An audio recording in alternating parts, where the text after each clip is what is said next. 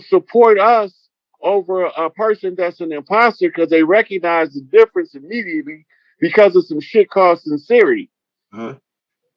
Uh-huh. right? Now, this was around 83 when they murdered him. Who's in the White House in 83? 83 is Reagan. Ronald motherfucking Wilson Reagan.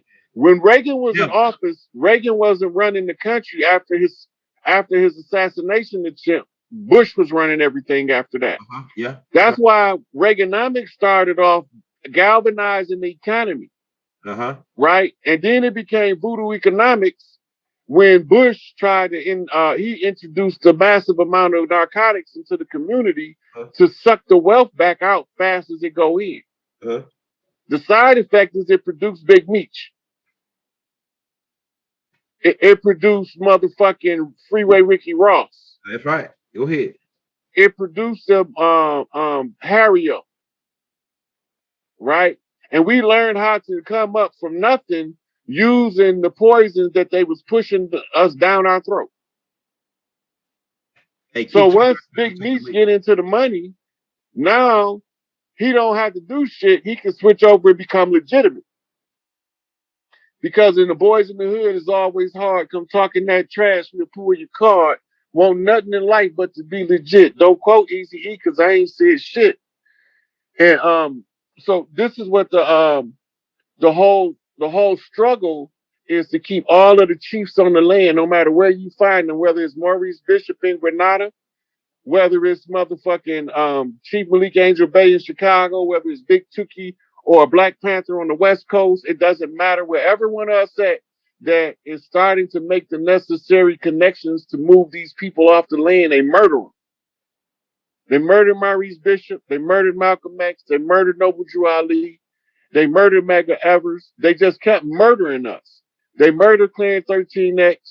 They murdered almost all the Kareem Abdul-Jabbar family. The only reason he didn't get murdered because he wasn't home, doing the same fucking dirt, the same people. So the ones that's behind it now, they had hits on various different people that had to be removed out of the picture. So Maurice Bishop is for us a chief cult figure. Mm-hmm. He's somebody that we can teach our sons that this is how a man move in politics. I'm gonna study this guy. Sure. Yeah. You can pull up one of his speeches on YouTube. He wasn't for no games. They got some short ones too. But Maurice Bishop ties me back to a guy named Tony Martin. Remember Tony Martin? Tony Martin. And they ain't sound familiar. Tony Martin. Tony You Martin. remember the Jewish onslaught, right? No. Pull up Jewish onslaught. So back in the like 97, um, Tony Martin was trying to use the secret relationship between blacks and Jews to teach a class in his college classroom. And the Jewish Defense League came out against him. And it's the Jewish onslaught, Ons. ONSLAUGHT. Spell that last part again. ONSL. There you go. Okay. Damn. Tony Martin. Right there on the right, yeah. Tony Martin. Mm-hmm. Okay, now, right under that, you see the blue one in the middle? Under him, click that. This is the reverse side of the book. I don't know if you'll be able to read it, but it tells you what the book is about.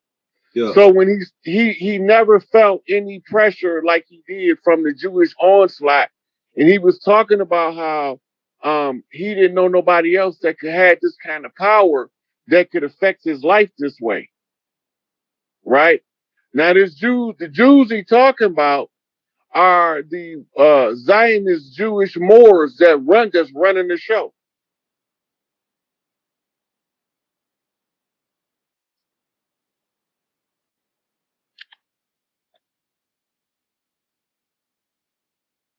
Okay, so one of the speakers that he had come in one time was Maurice Bishop. Yeah. I think you muted, Elder. Okay, yeah, we got it right here. Mm-hmm. But yeah, so that's the Jewish onslaught. That's the book he wrote telling about the struggle he was going through. The irony of it is the same. It feels the same as what Malcolm described when he said to Alex Haley, I don't think the Nation of Islam behind this because I train them guys and I know what they do. This is not them. Yeah. Yeah. Remember that? Yeah. Okay, now the description that he gives, it feel the same energy is coming off of these people that he's talking about in this book. Yeah. All right, now, Maurice Bishop and Tony Martin end up trying to make some connections with some of the organizations here for support. Everybody was scared. Damn. They get, hey, so these black Jews, like you said, they don't play no games. They got everybody spooked out. Like everybody, like, oh, I don't want to mess with them guys. Them guys, they dirty. They don't play by the rules. So them the same people that killed Clarence, that murdered Clarence 13X. Man, come on now. You going in. Now go ahead. Okay, so they caught him in Harlem and shot him in the middle of the night. Thought that, nobody didn't know who did it. Yeah. Right? But we know who did it. These same niggas, man. We know who did it down to the trigger man because it's in the files. It's just not made public. The same way as Malcolm X assassination was caught on live news feed. Most people don't know that. It was a whole press section in the Audubon ballroom recording for TV when Malcolm was taking the stage when they shot him, and they got the whole thing on camera, and the FBI seized all of the footage. Yeah. Why would they do that and blame two innocent men out of the three of having something to do with it? Why would they do that? Yeah. Right? Yeah. They protect their own. One of them was a loyalist to Elijah. The other two wasn't. And if they was trying to get Malcolm was running a red herring. The red herring is when you run the distraction to draw the heat off your guy. That's why he made that statement in the autobiography that I'll lay my life down for this man, and he didn't say it in the past tense. He said it in the present tense at the time he was talking to Alex. What man was he talking about? Elijah Muhammad. Yeah. Okay, so now Elijah Muhammad discovered what Noble Jew Ali carried as the secret. He came over from the Moorish Science Temple in the early days of the Nation of Islam, right? And if you ain't been around, you won't never know who Brother Moon is. But Farrakhan always kept him close until he crossed over, because he was the one who carried the motherfucking keys. That's called the silver key from the Moorish Science Temple to the Nation of Islam. The gold key came through the Prince Hall Lodge, and it came in off of the UNIA adaptation to W.E.B. Du Bois and collaborating to set up sororities and fraternities to pass the gold key. Right? The gold key is the solar magic, conjure keys, the keys to the conjure. If you don't know where to look, you can't find them. So let me ask you this. So if this is so it's going back to, like I said, it's a war between good witches and bad witches, or good wizards and bad wizards. For the most part. Now, where is the story at that tell us about the Conjure War? It's in the King Tut story. Okay. And remember, in the King's Tut story, it was the priest of Amun, the unknown god, versus the priest of the Aten, the one who choose to be known. What's the dispute?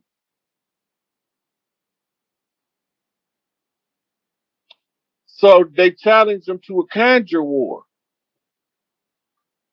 All of the different dynasties had a master of the conjure war.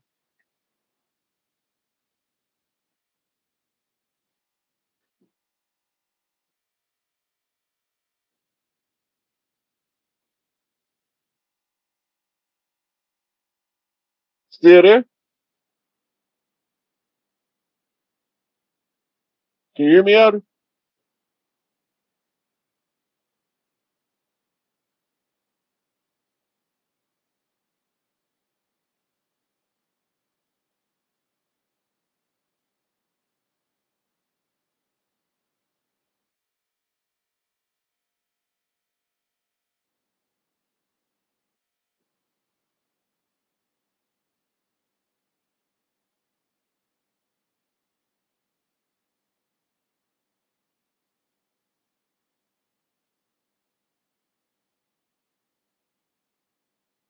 Your microphone on mute.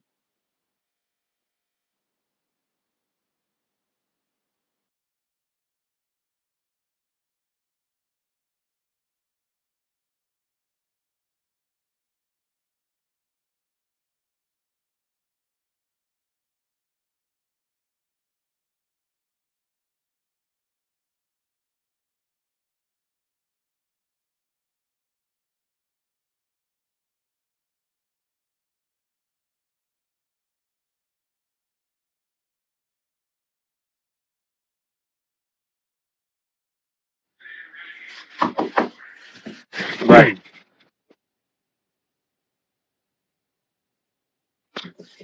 What's this? What part does the Galactic Council play in? Our liberation. If we don't do our part, they ain't gonna play no part, Get back, get back, get back. right? But if we do our part, they gonna make sure that it's enforced from a galactic perspective.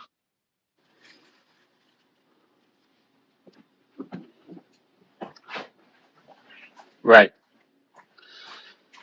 How bad, famo? This nigga let the cat out the back door. This man and caught a rat and broke his neck. I gotta take him out. This little guy gone.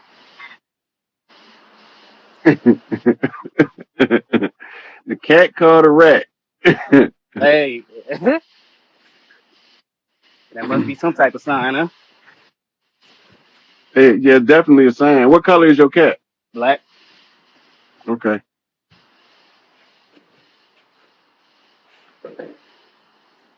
Yeah, he gone. You had him outside? Yeah, she was in here panicking. That's why. Well, you know, women don't really care for them rodents too much, Right. unless they grow up playing with them as part of their culture. Mm-hmm. Let me go ahead and wash these hands real quick. Right. Somebody. Now I'm gonna be thinking about that shit all night. Cause the other day, my bad, maybe you can't hear. Because the other day, I got another sign from Spirit. Like Hawks is one of my totems, and I see him everywhere I go. And the other day, I'm driving down the road, and a hawk swooped in front of the car with a rabbit. He didn't caught a rabbit, and he like Rod. When I tell you I had to brake because I was about to hit the hawk and the rabbit, like dead ass, I had to brake. And I'm like, okay, that's God telling me it's time to strike. It's time to do what I'm supposed to be doing. But man, these little messages be coming now. As soon as you tap in, it's like they come nonstop. Yeah, but see, here's the thing: everything is a message, but we don't read everything as a message. Mm-hmm. That's real. Ain't no coincidences. I see it in everything now to the point where I be feeling like paranoid. I be like, come Hmm. on now, you can't think of everything. Got to be symbolism. Well, stop telling yourself that because that's where the paranoia comes from. Mm. If you go back to Elijah Muhammad said there's been thousands and thousands and thousands of signs. This shit is about to be a wrap. Elijah Muhammad said that back in the 60s, Mm. right? So how many more signs has been given to us since then? So it's a lot of signs that we haven't been reading. We just been letting them go past, trying to fit into the society that was designed to oppress us. Mm. Yep, put a cage on my mind, basically. Because once I remove that prison of a thought process, then I'm able to really tap in and allow that to become a part of my intuition. But sometimes, like I said, because I'm like, damn, that can't be a sign. Because like literally, it's like all day numbers. On top of that, it's like numbers, to the point where I don't even look up the meaning of numbers anymore because I know them all by heart. Mm-hmm. So that's when you start using numerology and gematria in real time, and that even it fines tune the message. So the message becomes easier to assimilate when you understand what numbers mean. Mm, Because this is why you wear a watch. This is why you're supposed to wear a watch. We got phone cameras on our phone. I mean, clocks on our phone now. Because the every second of the day is a new set of numbers. Think about that. Every second of the day is a new set of numbers. mm, And those same numbers several times a day are anagrams of one another. Those are what you call connection points, right? So 24 hours in a day, but 12 months in a year, mm-hmm. right? So they say one day to the year. That means it took a whole year for it to happen. So in 12 and 24 is 36, and 3 and 6 is 9, and that's the turnaround. Right. And 12 is 3, Mm-hmm. 24 is 6. And you add Yep. them together, then you get 9. Yep. Dang. It got to be able to work frontwards and backwards in order for it to fit into an accurate read, right? So 369 is a code. It's a universal code for turning something around, or when you get to what we call 3-point convergence, that's GPS. So you need 3 points of convergence in order to get past the 2-point coincidence factor. Anything more than 2 is no longer coincidence. That means that pay attention. This is a real sign. Mm, Right? That's how GPS need 3 points of convergence to get you to your location. what do they call it? Uh, Triangulation. triangulation. There it is. Yep. Mm-hmm. So that's why when you see, like when I watch a tarot card reader, I can read more into the cards than she reading because I'm starting with how long did it take her to do this read? What do those numbers mean? Mm, Okay. Now, what's the title of the spread? Right? Because that's the theme. That's the mission statement. Right? So the mission under the mission statements is the details of the mission. Right? We call it the question and answer, or the query and the response. The universe is telling us something. We use an oracle means to focus the energy in, like lights going through a magnifying glass, until we can explain clearly what it is that we see. The more things that we know the meaning of, the more accurate we can get an oracle read. mm. What this question right here. The answer to that is that was before the end of the contract. If you do it now, you are resurrecting the dead contract. You revisiting the contract that is no longer enforceable, trying to compel them to enforce it upon you as rules and restrictions on you.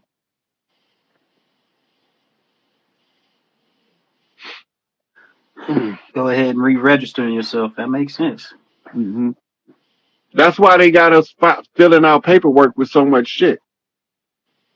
We don't even know what all that paperwork is necessary for, because they drown us with an overburden of what we call gibberish, jargon, a bunch of talk is rhetoric. Mm-hmm. So if you go back to Rome, they used to teach rhetoric as a viable classroom operation. And so when you understand what the rhetoric is there to undermine your ability to see the problem clear enough to no longer be under the Unum Sanctum declaration of the Pope. Mm-hmm.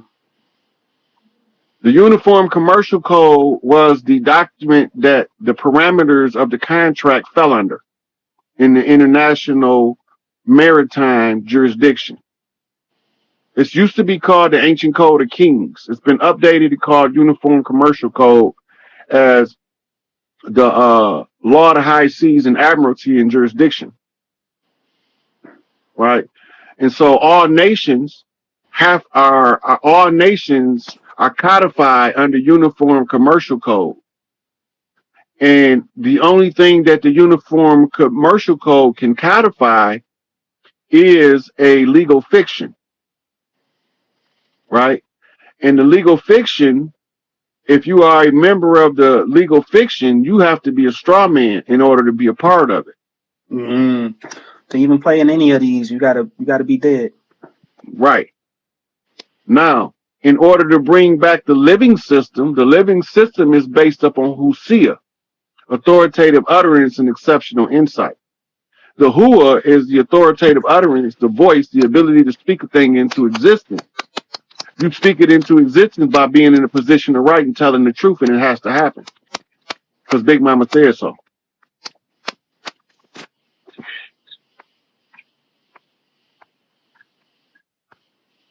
What's the part about the single mothers not wanting what? Oh, dang. Single mothers not wanting to get off of, you see that part. That was a whole different question, by the way, but he was saying what single mothers not wanting to get off child support, food stamps, so on and so forth. He said he wants you to talk about what's the reasoning behind that. Look, that's because they don't know no better. But when we get our shit back, ain't nobody gonna be on child support. The child gonna be with the parent, if the parent's not together, that is most capable of meeting the necessary needs of the mental, emotional, physical, and economic development of the child. In other words, the parent that can be the greatest benefit to the child is the parent that the child will be put with.